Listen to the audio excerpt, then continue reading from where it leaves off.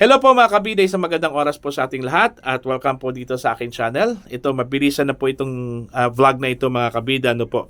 Dahil bago ko lang po natanggap po itong balita, ano po, no? Ewan ko kung totoo po ito, no? May post kasi itong si Mr. Jason sa kanyang Facebook page, ano po, no? Ang kanyang Facebook page is Jasonsa, ano po. Okay, 1 hour ago, ang post po niya ay patungkol doon ho sa sinasabing na stroke o na heat stroke daw itong si House Speaker Martin Romualdez, ano po, no? At yung eksaktong post po ni Mr. Sonsa, babasahin ko po sa inyo mga kabida, ano po, no? Ito, papakita ko din sa inyo. Ayan. Okay? Totoo bang na heat stroke si Speaker Martin Romualdez at isinugod o itinakbo sa St. Luke's Hospital? Maingay masyado sa chatter. Ayan. Yan po yung eksaktong post po ni Mr. Sonsa 1 hour ago, mga kabida. So, nung nabasa ko po ito, agad akong nag-scan sa lahat ho ng mga social media accounts ng mga news organizations, no? Like GMA, ABS, Rappler, Inquirer, Philippine Star. So far mga kabida, wala ho akong nakita doon, no, na ganitong balita, no po, no. Kaya nga ang sabi ko nga nung first glance ko po dito sa post ni Mr. Sonsa, totoo ba ito? Yun yung tanong ko, no. Kasi yun nga na nag-effort ako na mag-scan sa lahat ho ng mga social media sites ng mga news organizations, no, dito sa bansa. Pero so far wala ho akong nakitang ganitong balita mga kabida. So, may kasunod po na post po itong si Mr. Sonsa. Babasahin ko lang po ito mga kabida, ha. Okay? Will the office of the speaker issue a statement, please? Kung hindi naman totoo, pakisabi po kung ano ang totoong physical at medical condition ng fourth highest official of the Republic. We deserve to know. I'm sure si KLC, yung KLC na sinasabi ho dito, ito pong si Crisette Loretta Chu, ano po, no? Is also interested to know. Ayan, yun yung kasunod po na post po ni Mr. Sonsa mga kabida doon ho sa kanyang page. Actually, sa comment section niya nilagay yung kanyang text, no, mga kabida. So, hindi ko pa alam kung totoo po ba ito, no? At wala pong so far na inilabas na statement itong Office of the House Speaker sa ngayon, no? Basta ito lang, sumulpot lang itong post po ni Mr. Sonsa, kaya naisipan kong mag-react ko dito mga kabida kasi hindi naman po natin maialis po, no, na merong mga fake news mga kabida, may mga fake ho na kumakalat sa social media. Kahit po medyo galit ho tayo dito kay Mr. Romualdez dahil ho sa ginawa ho niya kay Vice President Sara Duterte po mga kabida, 10 ng kanyang mga kasamahan dyan sa House of Representatives, ano po. Pero wag naman ganon, no, na kung hindi po totoo yan, hindi naman po natin dapat ipagkalat yon, no. Although hindi ko sinasabi ho na gawa-gawa lang po ito, no, ni Mr. Sonsa. Actually, ang sa tingin ko po nabasa lang po niya ito. Siguro, most likely, no, diyan ho sa social media kasi doon ho sa kanyang dulo ho ng kanyang post, may sinabi doon na maingay masyado sa chatter. So, meaning posibleng kalat na kalat po ito, no, sa social media. Kaya napatanong po itong si Mr. Sonsa kung totoo po ba ito, no. At tama naman pong kanyang tanong kung totoo ba ito kasi po we the Filipino o Filipinos deserve to know the condition and the physical and medical condition of the House Speaker kasi po siya po yung pinaka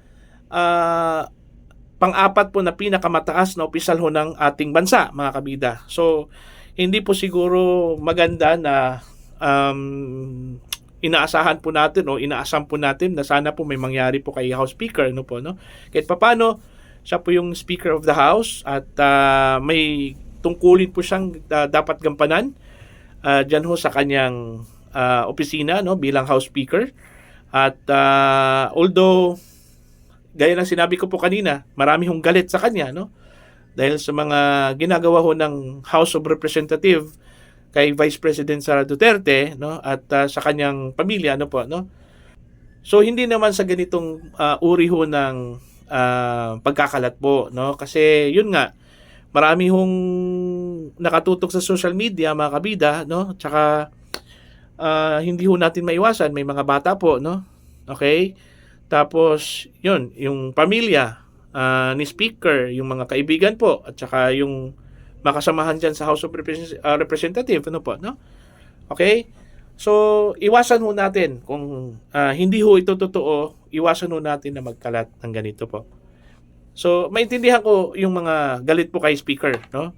Kasi nga dito nga sa reaction po, no, sa comment section sa post po ni Mr. Sonsa, daming negative comments po dito no. Malula ka talaga dito sa mga comments mula sa mga netizens.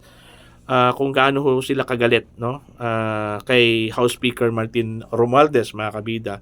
Pero kahit papaano, may nagawa naman po itong si Martin Romualdez doon ho sa kanyang mga fans, sa kanyang mga supporters, ano po. Di bali ho doon sa mga hindi niya supporters, kasi alam naman po natin na wala naman talaga siyang ginawa doon sa mga hindi niya supporters, doon ho sa mga kaaway ho niya, doon sa mga galito sa kanya, ano po, mga kabida. So yun lang po, no. Kung sana po ipagdasal na lang po natin kung may konting katotohanan po ito, no. Ipagdasal na lang po natin, sana po makarecover. Pero kung hindi po totoo, yun po, sana nasa mabuting kalagayan po si House Speaker Martin Romualdez, mga kabida. So yun po yung so far balita sa ngayon, no.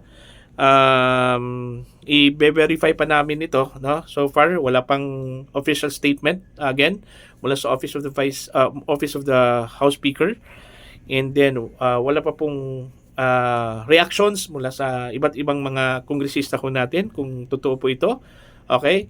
Pero I doubt kung ito po ay nangyari, mga kabida, no po. Kasi unang-una, kung ito po ay nangyari bago lang po, definitely walang konti lang siguro ang may alam, no? Pero kung nangyari po ito matagal, kasi may sinabi kasi yung kasamahan ko na nabasa na daw niya ito few days ago. So meaning hindi ngayon, no? May nabasa siya na ganitong klaseng post, mga kabida, no? So yun po, ipagdasal na lang po natin na sana hindi totoo, kasi mas lalong gumulo yung ating bansa pag may mga ganitong pangyayari na nangyayari po sa ating bansa po, mga kabida, no. May problema pa nga tayo sa mga bagay-bagay, no. May impeachment pa, no. Dami pang problema ang Pilipinas, may ganito pang mga balita na hindi ho dapat patulan, ano po, mga kabida, no. Kasi nakadagdag lang po yan ng sakit sa ulo, yung iba kasi yung mas stress. Iba kasi yung mas stress dahil sa balita na yan. Ayan. 'Di ba? So, again, uulitin ko, kahit po galito tayo kay House Speaker Martin Romualdez dahil sa ginagawa ho nila kay Vice President Sara Duterte. Hindi naman po tayo nagdasal, no, para sa kanyang kapahamakan, ano po. So yun lang po, mga kabida. Again, ipagdasal ho natin si House Speaker Martin Romualdez at ang kanyang pamilya. So sa mga gusto mag-comment, you can comment down. And sa mga hindi pa po nakapag-subscribe, please do subscribe.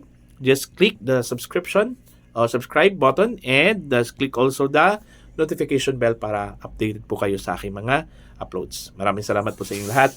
God bless po, mga kabida.